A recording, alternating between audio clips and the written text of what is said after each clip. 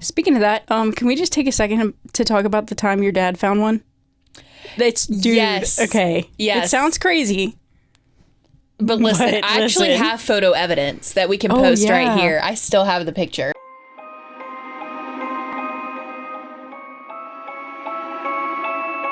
Welcome to Eerie Escape, the podcast where we explore haunted legends, unsolved mysteries, and the darkest corners of the world. I'm Makala. And I'm Michelle. And of course, tonight, we're diving into one of the most terrifying cryptids ever reported. Ooh. Wonder what it could be. Tell me more. A creature whose name sends shivers down the spine. El Chupacabra. And just to preface this, if we say something that's supposed to be in Spanish and we pronounce it wrong, please excuse us. Our education system has failed us. I took 3 years of Spanish in high school and flunked every single year. So, we're trying our best out here. Please let us know if we're incorrect in the comments. Yes, and we will brush up on Duolingo ASAP. Absolutely. But we're not just telling the story. We're taking you deep into the legend. And with that comes blood-curdling sightings and chilling theories that keep this beast alive. And you've probably heard of the name before and most likely laughed it off. Like we did. Mm-hmm. Guilty. Guilty. But what if I told you that the Chupacabra isn't just a myth? What if the stories of drained livestock, glowing eyes, and the creature's eerie presence are more than just folklore? Tonight, we're exploring the evidence and the horror behind the goat sucker. Dun, dun, dun, dun. So, of course, our story has to begin somewhere. Reportedly in 1995, in Canovanas, Puerto Rico, the town was quiet, nestled in the shadow of the El Yunque rainforest. But one day, something horrifying happened. Farmers awoke to find their goats and sheep dead, uneaten, but completely drained of blood. What's crazy is the bodies weren't torn apart like they would be with a typical predator attack. No, these animals had puncture wounds, 2 neat holes right in the neck. And people whispered about a creature, one that stalked at night and fed on blood. And then came Madeline Tolentino. One humid evening, she and her mother saw it.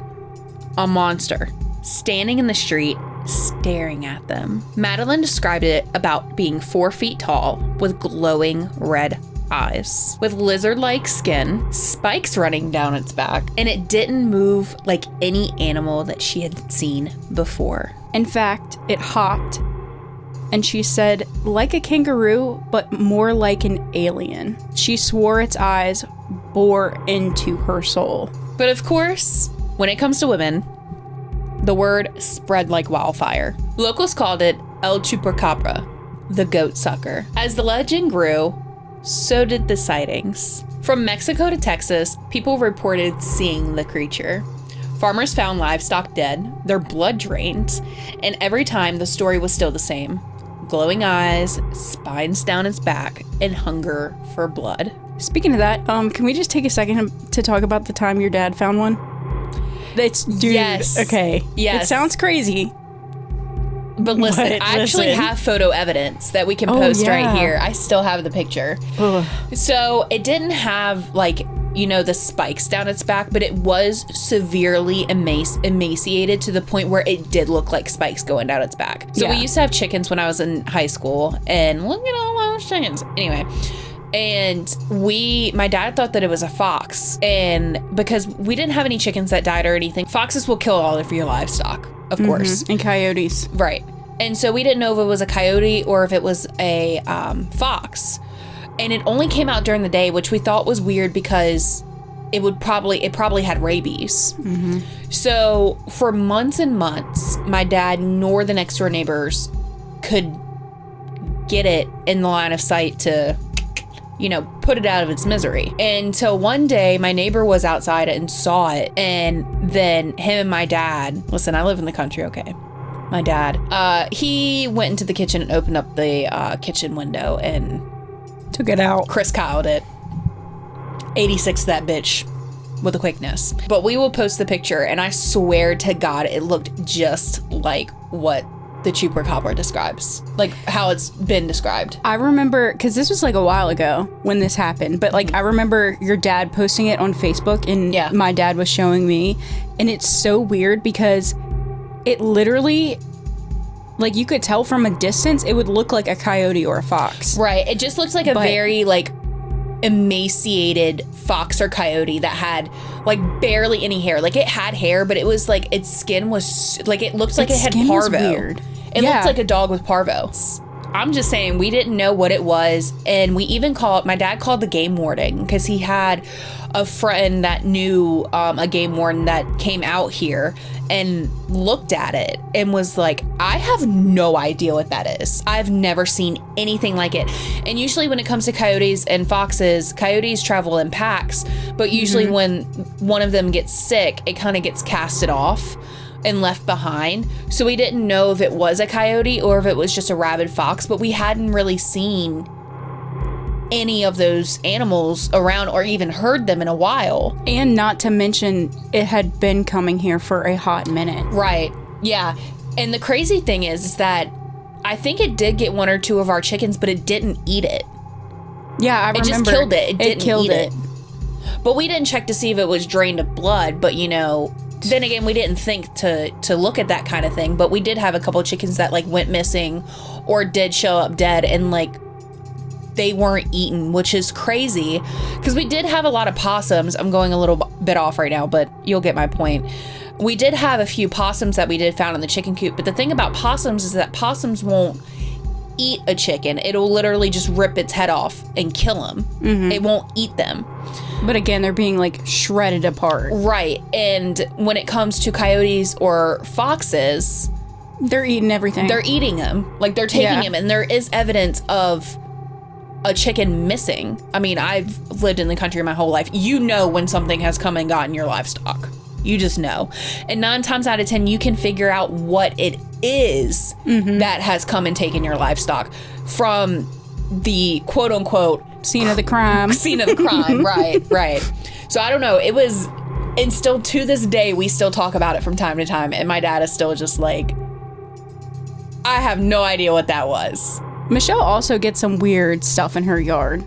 Like the freaking deer that you thought was a skinwalker. But yeah, there was an instance where I was taking my dogs out early in the morning. It was like when I worked 12s from 6 to 6. 6A to 6P, and I took my dogs out, and my dog Willow, she usually like stays close to me when she goes outside when it's dark because she doesn't like to be somewhere where she can't see anything. And I was letting her out, and you know, I'm like halfway awake, and I'm just looking out in the woods, like, you know, towards the neighbor's house where they have a light, just to see if like anybody's outside or anything. I don't know. I'm fucking nosy as shit. Anyway, I saw something like come in between from their house and the neighbor's house. Mind you, we do live in the country, but it's kind of like a, I don't know how to put it. It's not like a very rural area, but like there are spots of ruralness where we live. So like I live on like 5 acres of land. My one neighbor is far away. My other neighbor lives in the woods behind us. It's a weird layout. But I saw like something come in through the woods, and I've seen deer here my entire life. I know what the fucking deer looks like. Yeah. So I thought I saw a deer, and I was just like, oh, okay. But I was trying to get the dogs back in the house because Willow, she's an old girl, but she likes to get spunky with them deer.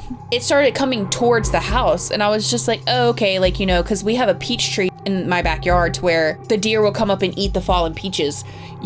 They're good. The peaches are only good for canning, so we never really like pick them, so they just like dry up and fall off, and the deer come up and eat them. So I'm like, oh, okay. The deer know our dogs.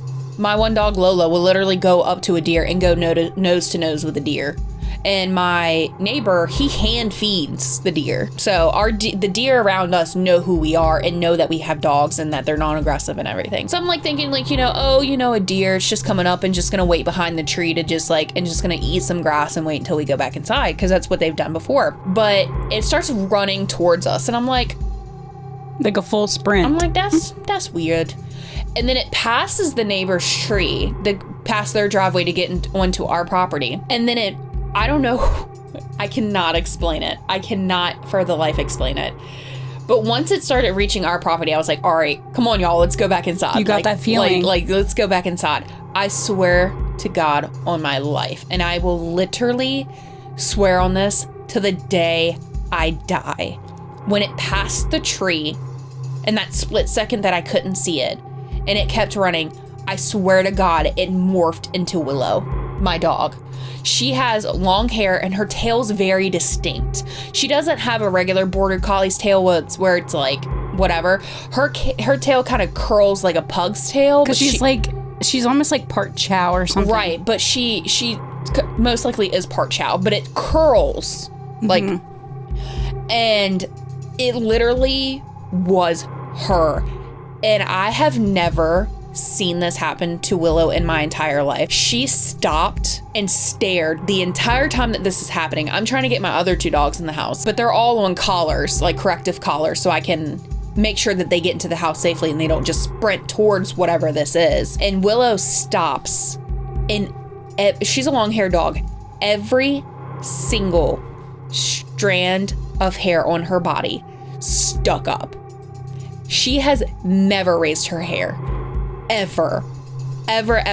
Even when she gets anal about the cat coming downstairs, because my cat used to torture her when she was younger, so she fucking hates the cat, but she just gets all frisky with him. She gets all like, meh. And she's a very like calm, she's a very super calm. chill dog. I mean, loves everybody, she loves sees everything. A stranger, she's not like aggressive. No. She's kind of just like standoffish, you know. Even when it comes to Ray, even though she hates Ray, she'll only like look at him and she'll wag her tail and she'll be like, but she won't do anything. She has never ever acted like that. And then I usually put them in. I had to put her over in my room, and here in the office is where I had to work. I had to bring her with me because I brought her back in the house and she was like freaking the fuck out.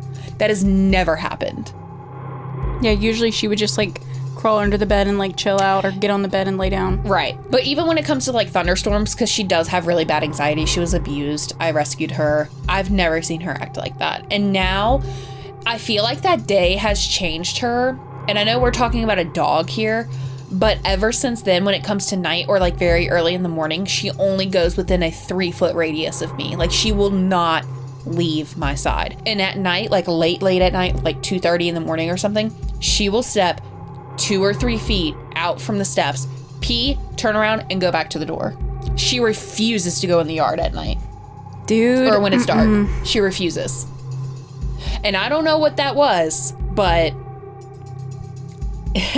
yeah. I will never forget. Michelle literally, she texted me and was freaking the fuck out. Yeah. Also, I feel like it's kind of hard for people to believe if you've never experienced it, but there's a very distinct feeling.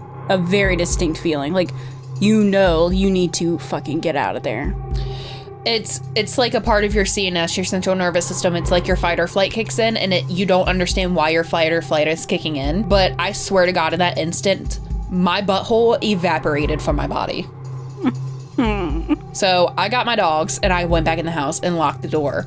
I mean, I could tell y'all so many other stories. There's been so many weird things that have happened around here, around this property, in this county. We should check and see if there's a ley line that's really close to here. Because that would explain a lot. Yeah. Because I mean, to be fair, I'm a very true believer in all that stuff. And we have had a lot of animals, like family members' animals, died, and they did bury them in our yard just because our house has been in the family for so many years that whenever, and we have so much land that whenever, you know, we have like my uncle buried his dog here, a dog that he had for like over like about 15 years. And I've had some weird shit happen to me in this house too, but it's all been kind. But here's the thing. The Chupacabra didn't start in 1995. There are whispers that its terror began long before. In 1975 in Mocha, Puerto Rico, farmers faced a similar nightmare. Animals were found dead, their bodies punctured and bloodless, and the locals called it the Mocha vampire. One farmer reported hearing something land on his roof. Jeepers, creepers. A creature that pecked at the wood and let out a scream so otherworldly, it froze him in place. Another claimed that it was a giant bat. Others said that it was a bird or even a snake. But the killings did not stop.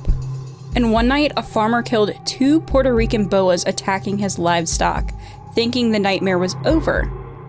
But the next morning, more goats were dead, more blood drained, and the fear just grew bigger and bigger. Then there's an eerie evolution of the Chupacabra itself. Reports of the upright reptilian creature shifted.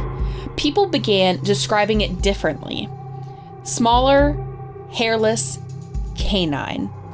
And I'm just gonna pause for a second because the thing that my dad shot, it wasn't 4 feet tall like the Chupacabra was originally described as. It was small.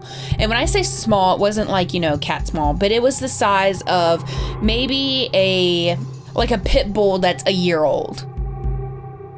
Yeah. It's like not quite big yet, but it's also not small. Like a medium-sized dog. These sightings spread across the United States and Mexico too. So that brings us to the US. In Texas, a rancher claimed to have shot a chupacabra. The body was analyzed and scientists declared it a coyote suffering from mange, a disease that basically makes animals lose all their hair and take on a skeletal, almost demonic appearance. But here's the question. How could so many people in so many places see something so similar? Anyone?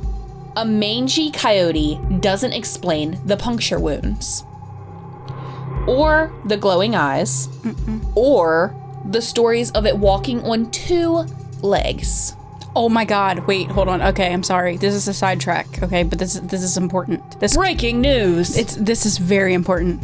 Turn up the volume and listen. Yes, ma'am. This girl, I like that. This girl that I follow on TikTok posted a video the other night, right? She went I don't know if she was getting off work or whatever, but she was gone, right? Her husband's in the house asleep. She gets home, she gets out of the car, and she's turning around, grabbing her stuff, and she notices her cat. She has an orange, tabby cat, right? Mm-hmm. So she turns around and she says, oh, hey, well, come here. Why are you out here? Whatever. The cat stands up on its hind legs and starts running at her, bitch. I would kick that thing so quick. She quickly realized as it started approaching her that it was not her cat. In that moment, all my years of kickball in school would have paid off. But listen, so this obviously freaks her. I don't know if it was morphing into something bigger, but it started running unnaturally fast at her. So she jumps back in the car, locks the doors, calls her husband. Her husband's asleep. So she's trapped in the car. She's I think it went underneath the car, but I don't know where it went. So now she's terrified. She's I don't want to get out the car because what if it comes back and attacks me? Was her cat in the house? Her cat was in the house with her husband. Bitch. Yeah, her cat was inside. It was not her cat. And her husband, she literally stayed in the car until the morning time. It was 3 a.m. at this point. Right. But her husband wouldn't wake up. And she was refusing to get out of the car until her husband came out there and got her out the car. Yeah. This just happened. Today is Saturday. Saturday the 18th. Yeah, this happened this past Wednesday. What the Yes, dude. Oh my God. Could you imagine? Fuck that. I could not. I would live in the car for the rest of my life. I would not get out. So then that raises the question. Was it something an S-Walker or was it a Chupacabra? Or a little bit of both. Or both. Both of them. Both of them? Yeah, both of them. You heard it here, folks. It might have been both of them. It was a crossbreed, okay? And so is your words, but that's all right. That's all right. But this is where it gets darker. Some people believe that the Chupacabra isn't natural. They point to the Caribbean Primate Research Center in Puerto Rico. Could genetic experiments have gone horribly wrong? Or could something have escaped? That's very interesting. Yeah. And of course, scientists laugh at the idea. Just like the government laughed that Area 51 wasn't a thing, and then now that they finally admit that aliens are real. Genetic engineering in the 1990s wasn't advanced enough to create something like the Chupacabra. But believers insist that the timelines match up. And then there's the media.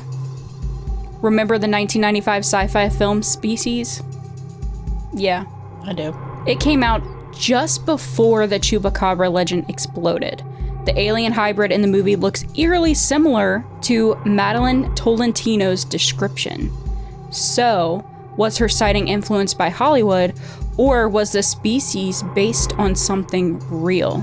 That's the $1 million question right there, but I think it's the second one. I believe so as well. Yeah. Of course, with all that aside, let's fast forward to today.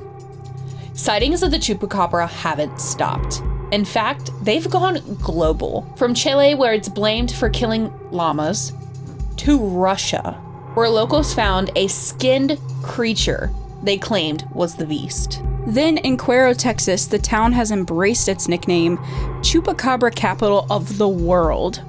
They even have a stuffed specimen.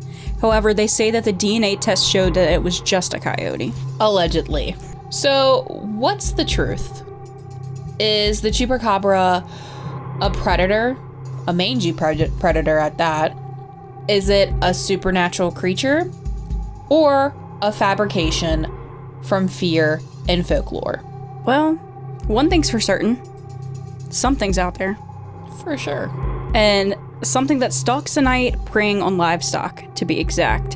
Whether it's an unknown predator or the power of imagination, the Chupacabra story still lives on. And it'll probably live on for the rest of time. But, you know, before you laugh it off, consider this. What if you were out in the countryside, walking alone under the stars? Not guilty. You never catch me doing that. I can't say the same thing for her. And you hear rustling in the trees. Then a low growl. You turn around, and there it is. Red glowing eyes, spines raised, teeth bared. Would you run? Or would you freeze, knowing you've come face to face with the legend?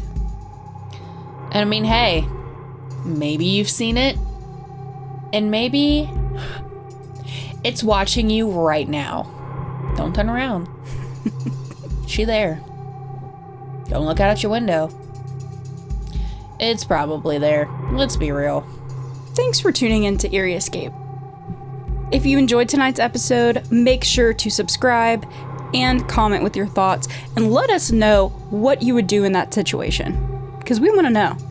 We know what I would do in that situation. Michelle would be gone, okay? 1. 2, she'd probably kill it. I'm telling you, those years of kickball. She would be yeeting it across the yard.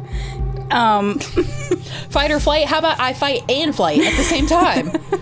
You would see me run quicker than me running to a cake at a birthday party, which is pretty fucking fast, mind you. Just saying. Just saying. Also, let us know of any other eerie legends you want us to cover. And don't forget, as always, we post brand new episodes every Tuesday. So make sure you mark your calendars, and if you are listening on YouTube, then make sure you hit that notification button that's right beside the subscribe. Hit that bell. Hit the bell. Until next time, stay safe, and of course, stay in the light, because you never know what can be lurking outside of your house. Until then, as always, sweet nightmares.